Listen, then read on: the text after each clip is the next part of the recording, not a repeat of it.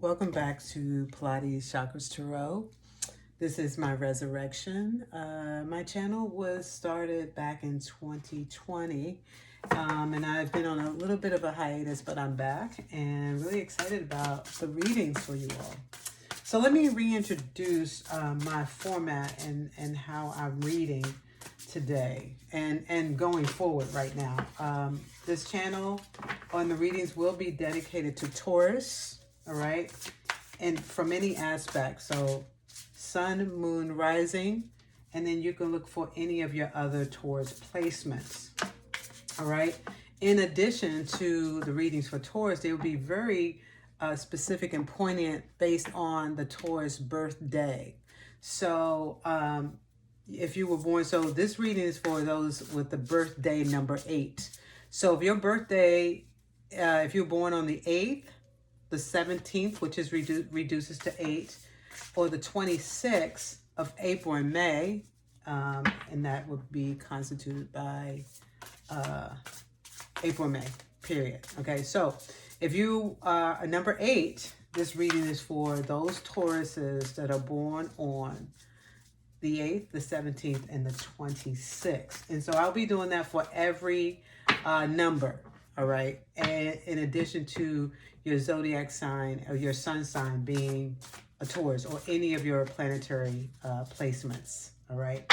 So we know that the sun, the moon, and the rising is the most important. However, if you wanted to look at, let's say if you had Mercury or Saturn, any of your personal planets in a specific house, and you wanted to read for that and something's really happening in that house, you know, at this point in time, you may want to go look at the placement of that particular planet and what house it's in to give you a little bit more insight as to how you may be impacted by the energy of the planets, all right, and what's happening in the planetary alignment. All right. In addition, let's see what else I wanted to add on to that. All right. So that's pretty much it. So again, it's Taurus and based on the birthday. So this particular reading will be for Taurus with the number 8 being the birthday, the 8th, the 17th, and the 26th. So I'm going to start off by getting the energy. I'm going to pull from the 2 oracle decks. All right. The Chinese 5 Elements Oracle, and then also from the Chakra Insight Oracle deck. All right. Ooh. All right. We won't take all of those. So let me keep shuffling on that. So we'll get the energy from those 2 decks first, and then we'll pull out and expand and expound on the messages coming out of the oracle decks with the Rider-Waite Tarot. All right. I know what it was I wanted to talk about or add to this. Right now, Jupiter is in Taurus up until June 2024. And we know Jupiter is major, right? It's about expansion. It's about greatness, magnitude, you know, that gigantuan energy, all right? And so it's here to expound on the Taurian energy, right? And to bring about fortune, misfortune, you know, however it pans out for you. All right, so what comes out right now? I won't belabor the point on that. So the wood ox. So wood is a 5th element in the Chinese, according to the Chinese, all right? Wood ox, the message is knowledge brings wisdom, all right? Knowledge brings wisdom. So, I mean, the terminology or you know, everyone's talking about, it's in the air, it's in the ether about knowing thyself. So perhaps this is about knowing who you are. And as you can see, then the ox is pretty much a bull, right? It's in that family of the animal kingdom. The ox, all right? So this, and it all kind of also looks like Hathor. And that Hathor is that, you know, that energy, that creativity, the sensuality, sexuality, and all of that is relative to Taurus as well. But knowledge brings wisdom. So applied knowledge is from the wisdom. But I'm going to read from the book because I wanted to really broaden the message that's coming out for you, number 8. All right, so while I'm looking for that, and let's see, this book is broken down in categories. So this is coming from the category of wisdom and communication card. So let's look at page 42 to read from there. All right, now I'll hold this up as I'm reading so you can take a look at it as I'm reading. All right. Yin wood in the heavenly stem of the wood ox pillar represents a flexible mind, one that's interested, curious, and open to different views. This card emphasizes the critical role of knowledge in your personal and professional growth. Your guides will like to remind you to always be open to learning something new every day. Knowledge leads to wisdom, the key to a higher consciousness and enlightenment. The ox as a yin earth sign is nurturing and resourceful, but also complicated. There's more than meets the eye when the ox appears. Hidden yin water in the ox serves as a message to dive deeper into the subject matter to unearth buried wisdom, while hidden yin metal points to discovering inner treasures. The wood ox pillar often appears when you're experiencing a lack of progress despite your best efforts. Your current blockage is the divine nudging you to upgrade your skill set with new insights and experiences. Read and listen more. Seek advice from a mentor or a coach. Engage with those who inspire you. Invest in that course you've been thinking of taking, or enroll in a higher education program to open new doors. The message from the heaven. Yin wood highlights on open mind, unencumbered by attachments, beliefs, and expectations. Stay curious to keep feeding the mind. The message from the earth. The ox may value persistence and consistency above all, but you must be also able to detach from the routines and go with the flow when the situation calls for it. All right, so with that message, all right, you must be coachable and teachable. All right, you must immerse yourself into some sort of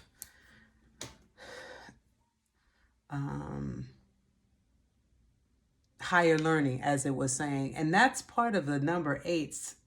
That's easy for number 8 to really delve into this aspect of yourself. You know, not unless you're struggling with some sort of other underlying issues where in lies, you know, some stagnation for you. But generally or typically, the number 8 is very ambitious. And can be almost fanatics in anything that you espouse yourself in. So you may want to, if you're not resonating on that level, if like you feeling like I don't have the energy, and you just kind of have that low energy level as it relates to your career and your higher learning, you may want to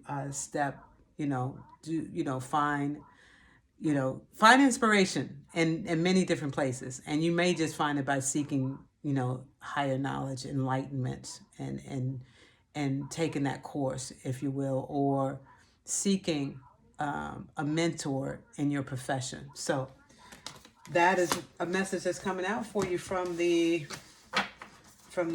elements there, the wood element. So let's continue to move on from there. Let's look and see what's in the chakra insight deck, because this is going to determine, or it's going to be something that we can look at, and I can ring one of the chakra bells for you to help with sending you some good energy, good vibes, and perhaps maybe even take some deep breaths as I'm ringing the bell for you. So let's see what the chakra insight deck has to reveal in the way of the chakra that perhaps there's where there could be blockages, as the oracle mentioned.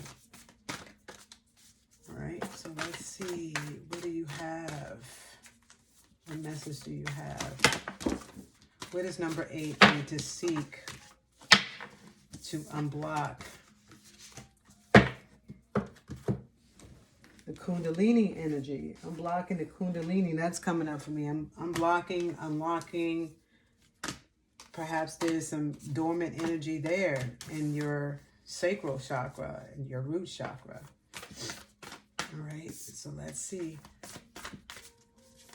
Let's not fall all over the place. Let's just get one card.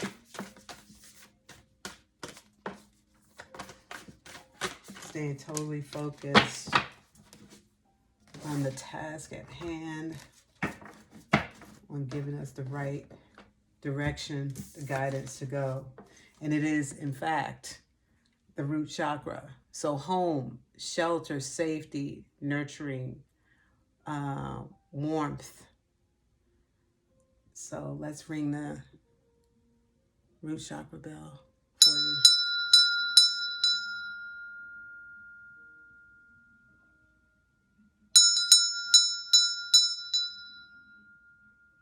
Take a deep breath. And exhale it out.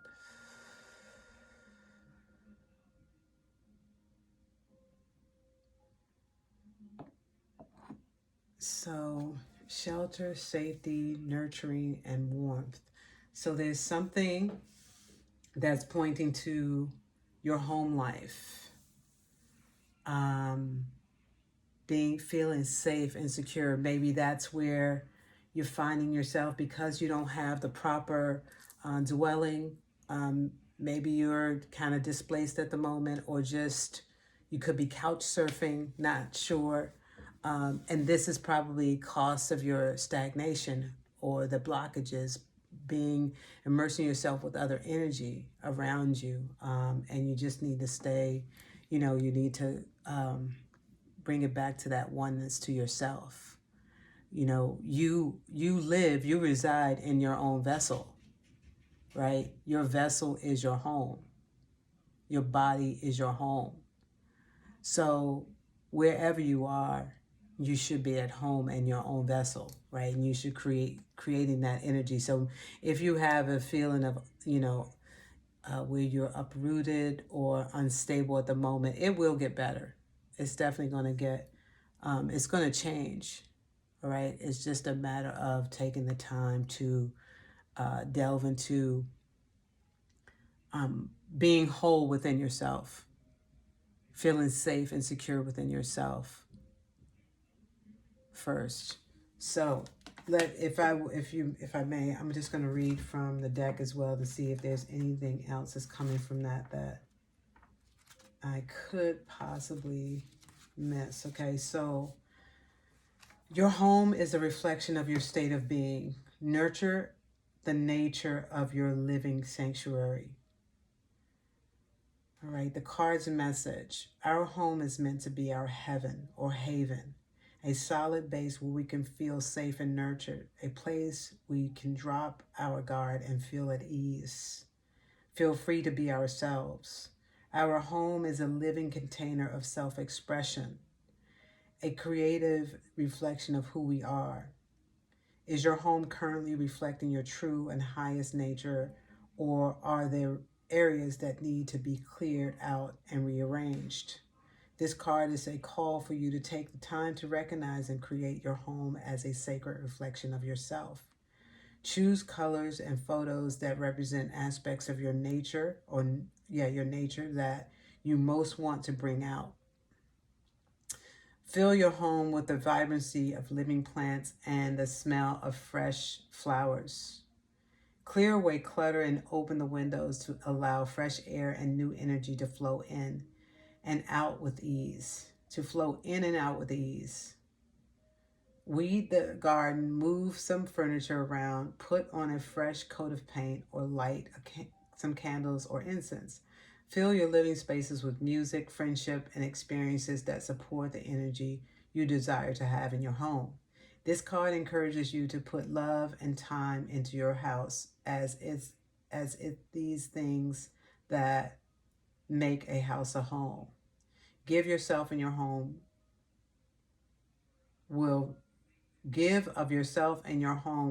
will reflect this love back to you. So maybe study feng shui, maybe because it's about the energy, moving the energy around. Something that stood out for me a lot.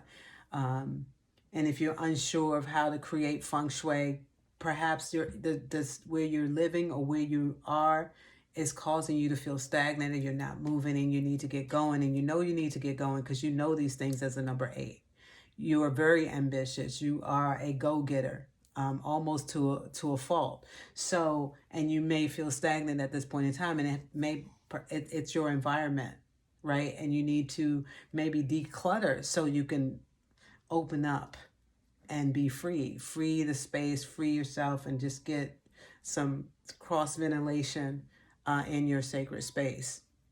And that may potentially free you up in a way and let go of that complacency. All right, so let's go to the tarot. Let me go to tarot real quick and see if there's anything else. And I want the messages to really strictly to be about you personally. I don't really want to bring any other energy into your space. You know if the energy has anything to do with someone else. All right, take the message as it resonates for you. All right. Ooh, so we got the 10 of Swords in reverse. All right, so there's definitely something that's over. All right, or there's definitely something that's over. Let me just keep going. For a second. You may have been in your head for a while, too much of that. So we know the swords is all about the mental suit, and it's in the reverse. And usually when it's in an upright position, let me make sure. Okay, so these are turned. We turned upside down, so I'm going to turn this right side up. Okay, so there's something that ended. There's something that's over.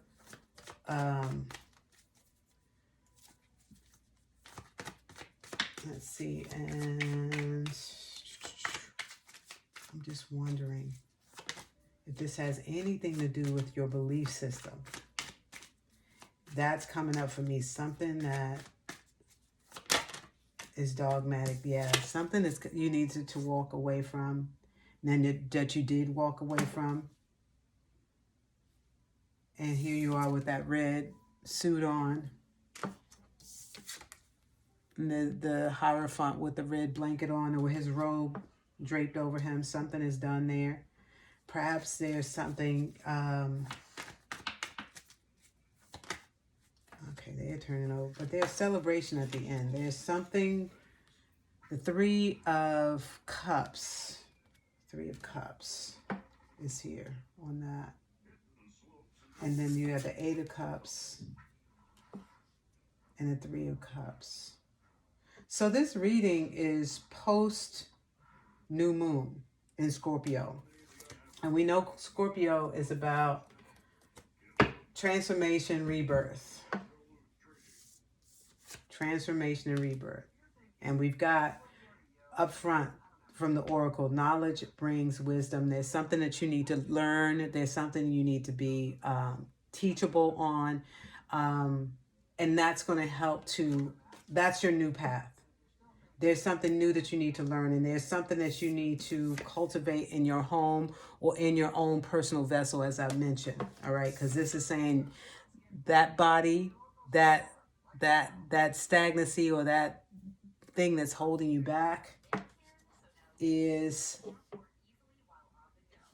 part of your decision making. It's part of things that you need to decipher and discern to let go of. Do you need to move, in fact?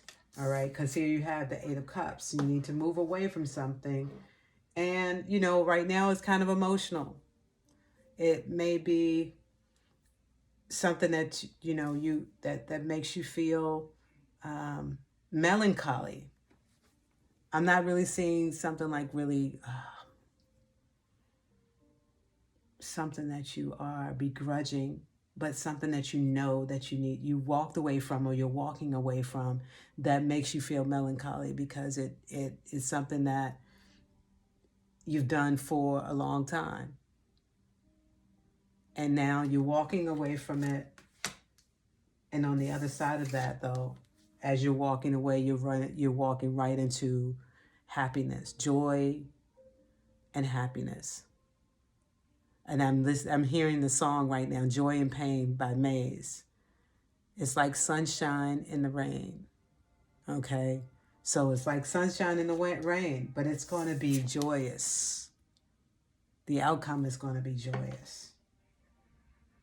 So, you know, just continue to have the faith. I'm getting, you know, the energy I'm getting is that you're a strong individual. You know, whoever this reading is for, number 8, if you're born on the 8th, the 17th, or the 26th, you know, I'm getting the sense that you all are a strong individual, because number 8s are they have great strength in their individuality. You have a very intense nature. All right. And you can be, again, you could be almost, you know, to a fault with that intensity at times.